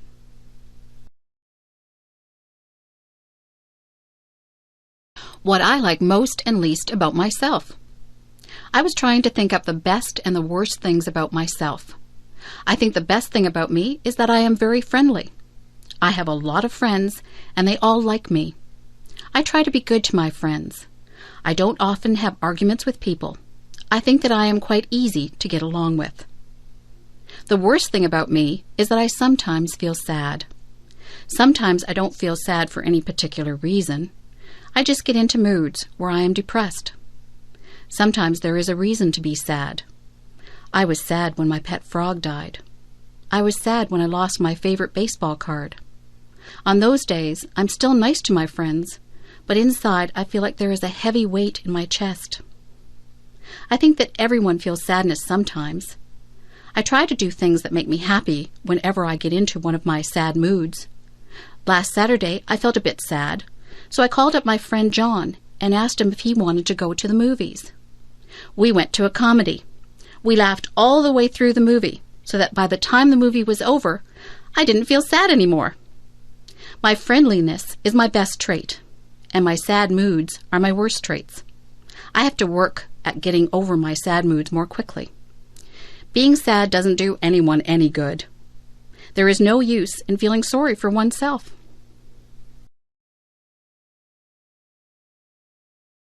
The trunk in the attic. Last month, my grandmother asked me if I could help her to clean out her attic. I was happy that she asked me. My grandmother says that her attic is full of junk. I think that her attic is full of treasures. I helped her to dust and vacuum the attic. I pulled and pushed around boxes and crates. I helped her to wash the floors and walls. My favorite thing that I did was to sort through the old trunk that she had up there. The trunk had a rusty latch on it. It was a bit difficult to open, but my grandmother got a knife and pried the latch open. The trunk was full of all kinds of things. There were lots of clothes. Some of the clothes had been my grandmother's. There was a blue velvet dress that she had worn to a dance when she and my grandfather were dating. It was a beautiful dress, but there were a few moth holes in it. There were some of my mother's old clothes. There was a pair of bell-bottom slacks that had bright flowers on it. I couldn't believe that my mother had ever worn something like that. There were some of my mother's old report cards. Some of her marks weren't very good.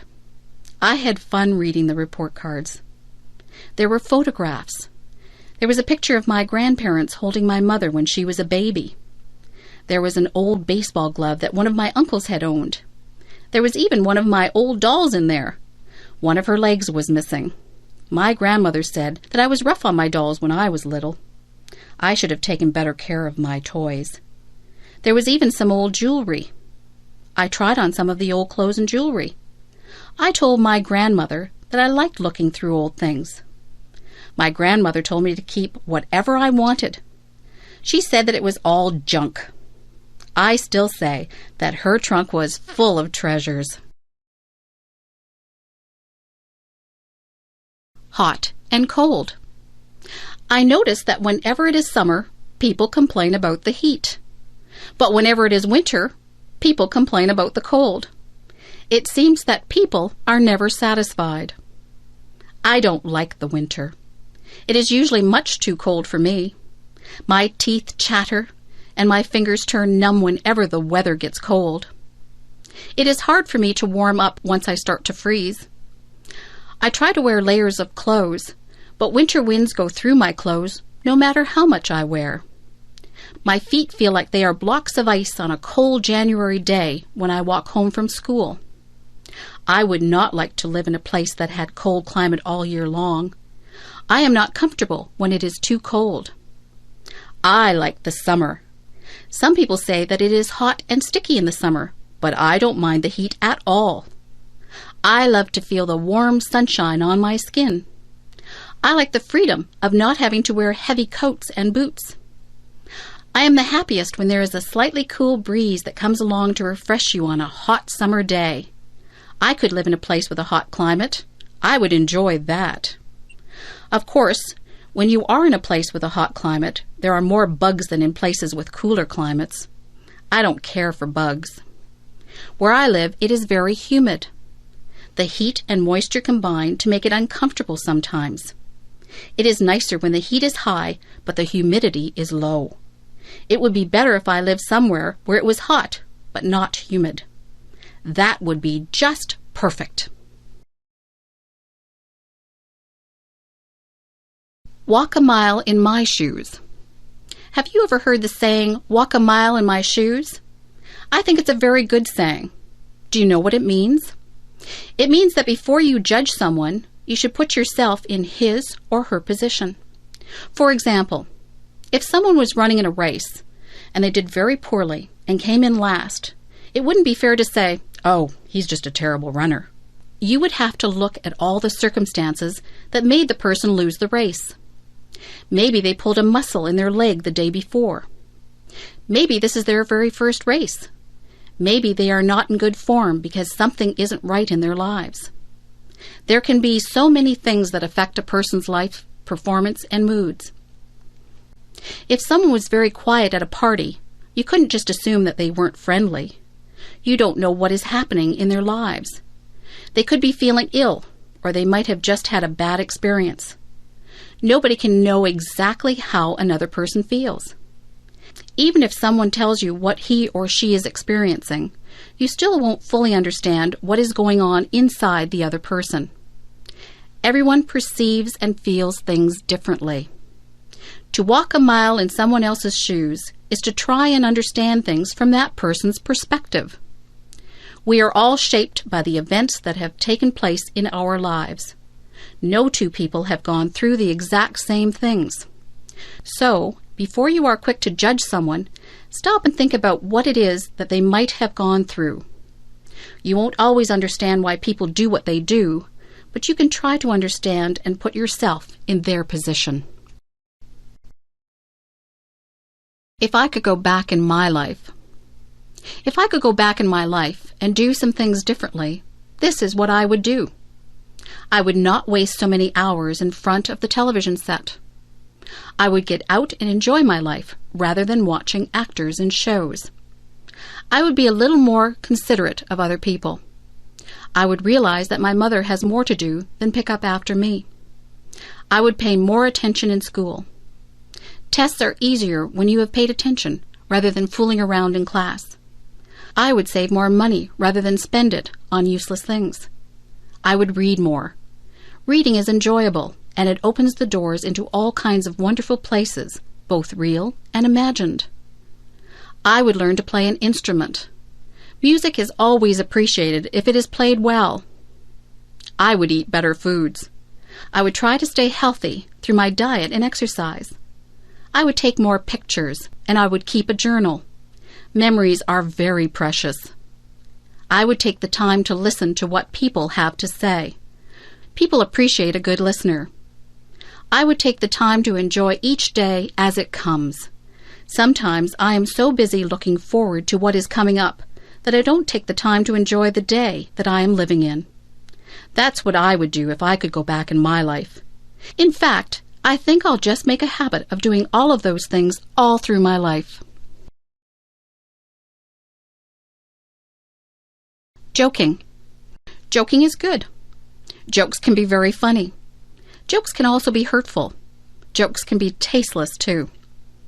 It is not an easy thing to find jokes that do not offend anyone.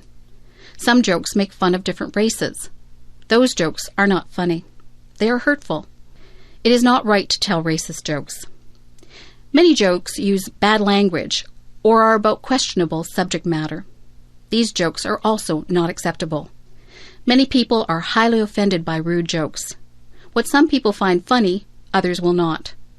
Comedy is a very personal thing. Some people like slapstick comedy. That is the kind of comedy that the Three Stooges use. Some people like very subtle humor. Some people will laugh at just about anything. Sometimes it is not appropriate to laugh, but you feel like laughing anyway. Did you ever see anyone fall down? Did you feel like laughing when they fell down? You were probably worried that they had hurt themselves, yet the way that they fell was so funny that you felt like laughing. It's not funny when someone falls, but you can't help but laugh even though you try to hide it. Jokes and comedy differ from culture to culture. Many people from other countries come here and don't understand our comedy. Jokes and comedies are often geared toward our environment.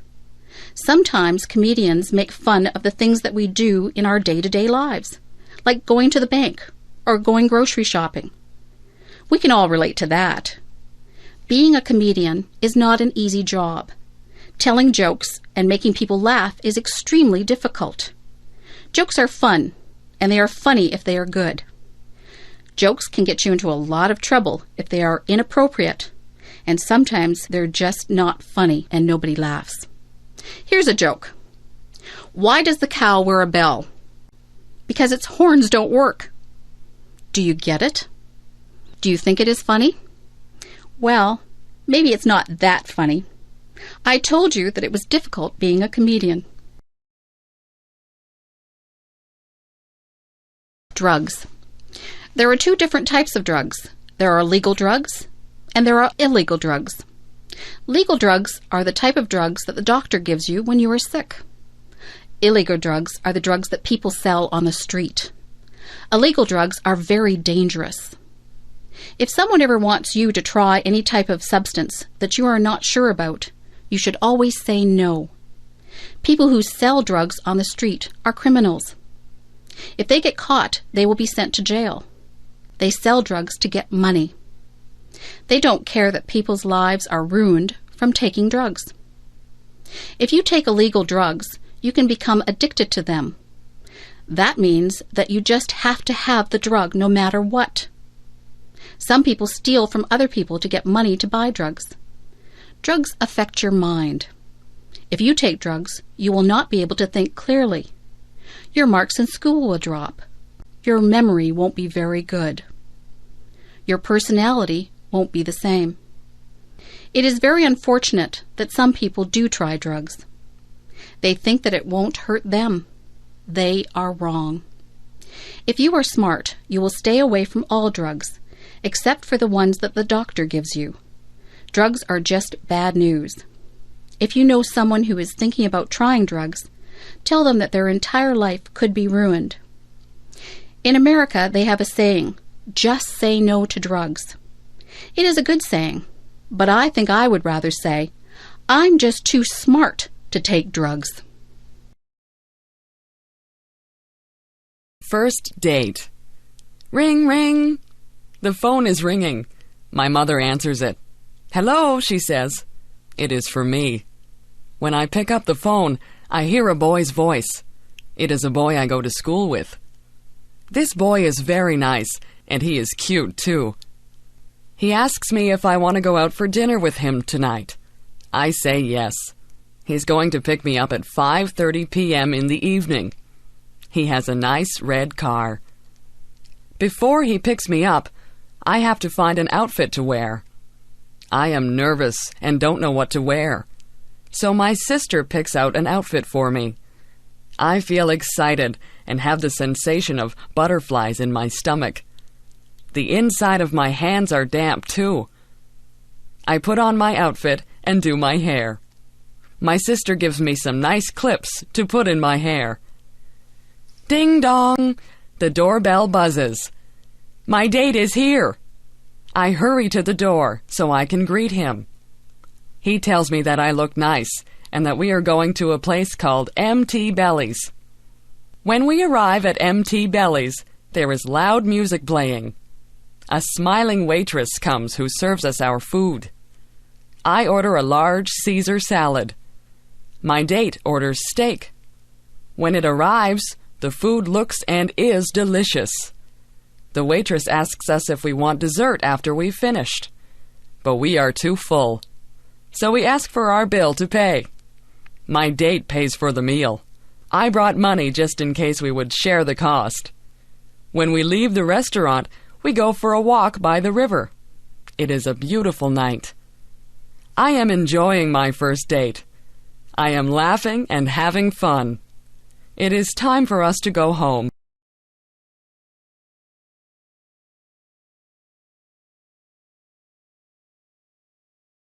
University. It's time to sign up for school. This year, Natalie is going to Brock University. She has never been to university before. She is a little bit scared. She hopes she meets nice new friends. Natalie stood in line to get her picture taken. The picture was put on a card. The card was her picture ID, identification. She would use this card if she needed to buy books from the school bookstore, if she wanted to get a book from the library, or if she wanted to use the pool. After all of the signing up and money was paid, Natalie went out to lunch with her mother. Mom, I'm kind of scared about going to school. I'm going to be the youngest kid there.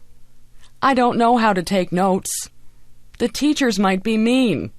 Natalie rambled on. Her mom just calmed her down and said, "Take one day at a time, Natalie. Worry only about today." You're right, Mom. Thanks. Natalie was very scared on the first day of school.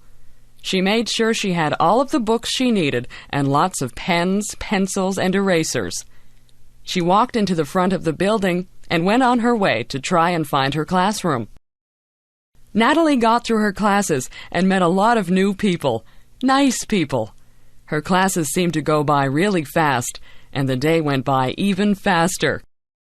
When Natalie got home, she was so excited. She told her mom that classes weren't all that scary. The students and the teachers weren't scary either.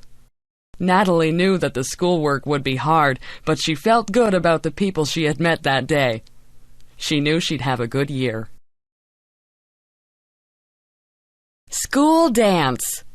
It is the first school dance that I have ever been to. All of the boys are standing on one side of the gymnasium, and all of the girls are on the other side. There is loud music playing, and I can hardly hear my friends talking. The music is going fast, and some people are starting to move to the beat of the song. Soon all the girls are dancing, but the boys are still standing against the wall. Then the song ends, and slow music comes on. I don't know what to do, so I just go and stand against the wall. Then one of the boys in my class comes over and asks me if I would like to dance to the slow song. I really feel awkward and nervous, but say yes. We go out into the middle of the gym, and he puts his hands on my waist, and I put my hands on his shoulders. We start to move to the music, and we step on each other's feet. He is bigger than me, so my toe starts to hurt a little bit. As we continue to slow dance, more boys and girls come to the middle of the gym to dance together. It sure is funny to watch people dance because they are stepping on each other's toes and bumping into each other and turning in opposite directions. Soon the song ends, and the boys go to one side of the gym again. The girls decide that they want to dance to a fast song, so they stay in the middle of the gym and dance with one another. Our teachers are making sure that we are behaving because they are watching us. I wonder if they want to dance. They probably are remembering their first school dance. I wonder if someday I'll be grown up, just like the teachers, and laughing at the memories of my first school dance. I sure hope so. Health. Our health is very important to us. People can have good jobs, money, or good looks. However, if they become sick, those things don't mean a thing. It is wonderful to feel good.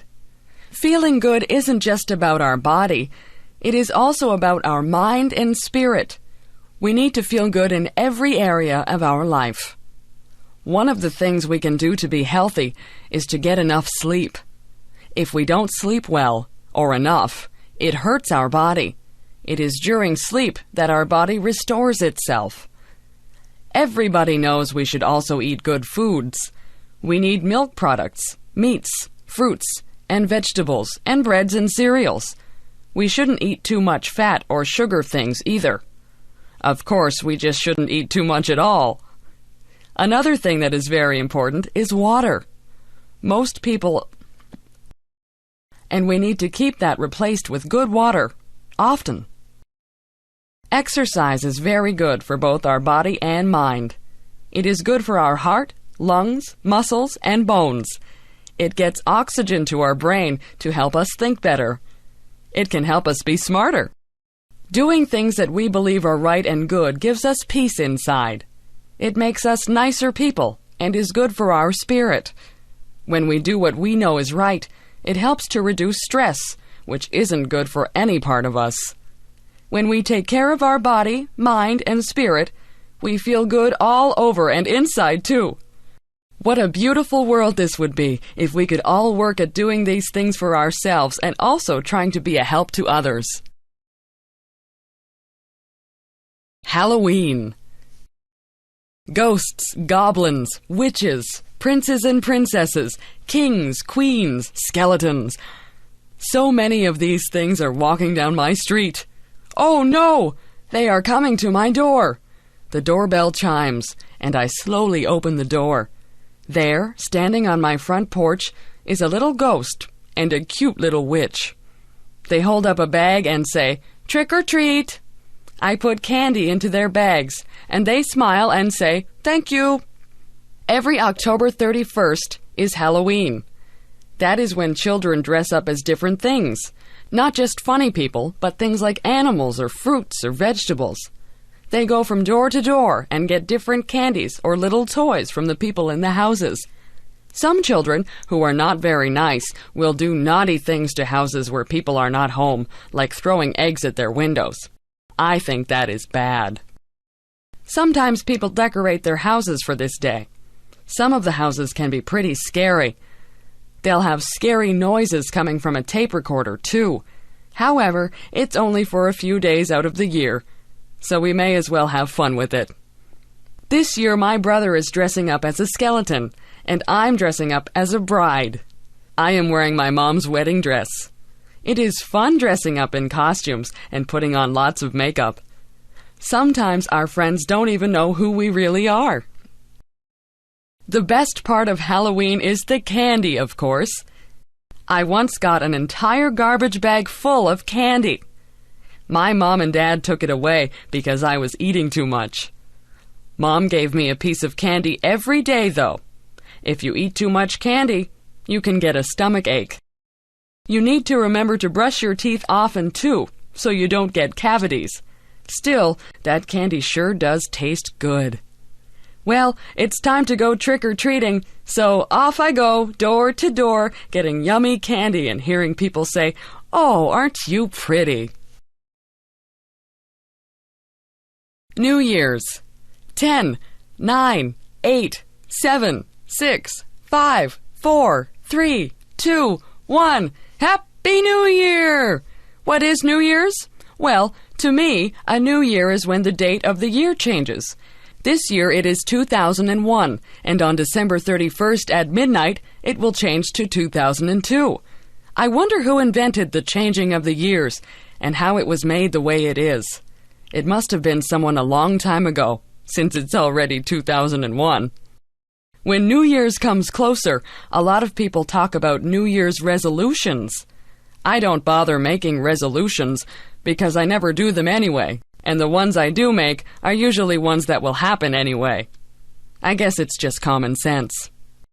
The biggest reason why I like New Year's is because of the fireworks that we have here in Canada and many other countries too. You should see some of the fireworks that go off. There are many different colors. There's pink, blue, purple, yellow, green, red, even white, silver, and gold. Fireworks make loud bangs, squeals, siren sounds, and sometimes all at once. There are lots of different sounds, but I can't even explain what they are all like. Fireworks are best when it's very dark outside. They light up the whole sky. Sometimes they look as though they are going to fall on you. I like New Year's because it's fun in other ways, but the fireworks are the best.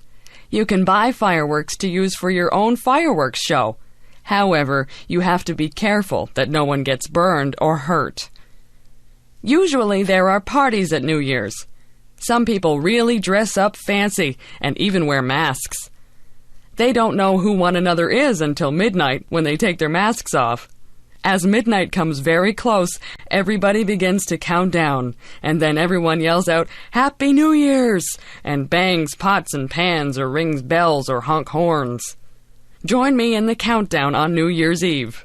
10, 9, 8, 7, 6, 5, 4, 3, 2, 1. Happy New Year!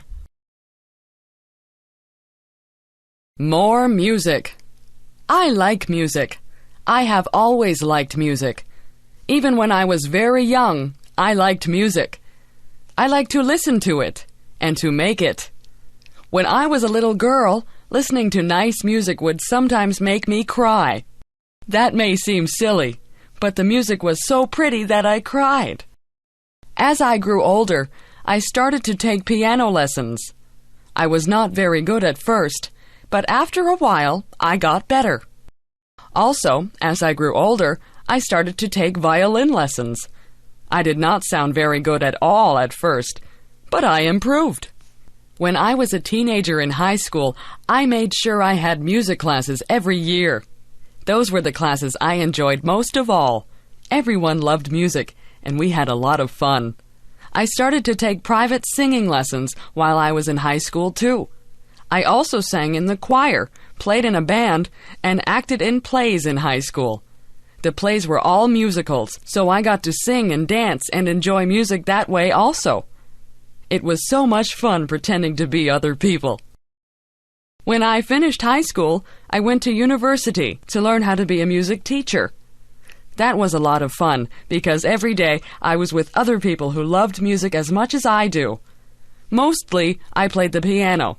But I also learned how to play the drums, a saxophone, a trombone, a French horn, a clarinet, a flute, which I really was not very good at, and a viola. I took more singing lessons, too. We did not have plays to sing and act in, but I sang in the university choir. Some years, I played the piano for other students who were learning other instruments. One year, I played duets with another girl who was also there to play piano. She and I made sure we played fast, funny songs, so we really enjoyed ourselves doing it. Now I am a music teacher. I do not have a lot of students, not as many as I used to have anyway. I still find it very rewarding. I like to see people who start off not knowing very much, if anything, and go on to be very good at creating music. I still love listening to music also. Music makes me happy when I am sad. It makes me want to dance or sing when I'm already happy. Mostly, music just makes me glad that I am me and that music is alive in me. Babies. My baby is asleep in my arms. Her soft cheek rests against my chest, while her sweet breath puffs gently on my skin. Her tiny lips are puckered a bit, her little eyelids flutter. I wonder what she dreams about as she sleeps. Does she dream? I have heard her whimper in her sleep. Sometimes she awakens with a scream. What is so scary in her little baby dreams?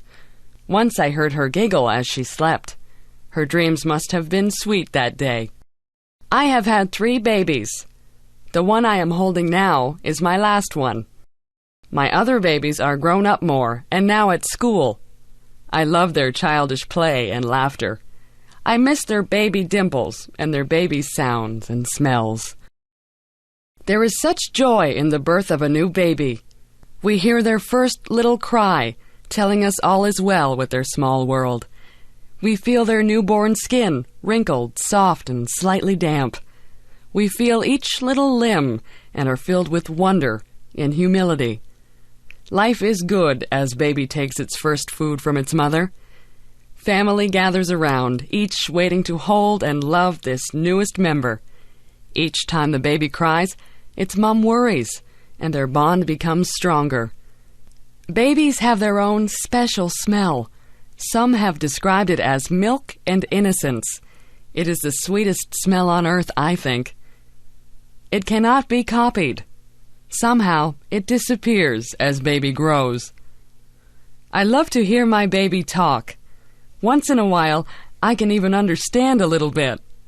She is so serious in her baby talk that I just have to pick her up and hug her. I love to hear her say, "Mommy." When my baby is tickled, or when the dog or her big brothers do something funny, it is so sweet to hear her baby laugh. It's such a cute little giggle. Sometimes she laughs so hard, her face turns red, tears come to her eyes, and she falls down weak with the laughter. Those who watch her can't help but laugh too. I hope she always laughs so easily. The parents watch with pride and joy as baby grows and has many firsts. There is the first time baby sleeps through the night, rolls over, smiles, laughs, hugs and kisses. Then there is the first tooth, crawling, first step, and first word. With each new first, the baby becomes less a baby. These steps are a little sad to parents, too, because they know they're losing their baby. However, to a mother, even an adult child is still her baby. My baby is not perfect. Sometimes she gets mad or whines for no reason. But to me, she is still beautiful. Her smiles more than make up for her tears.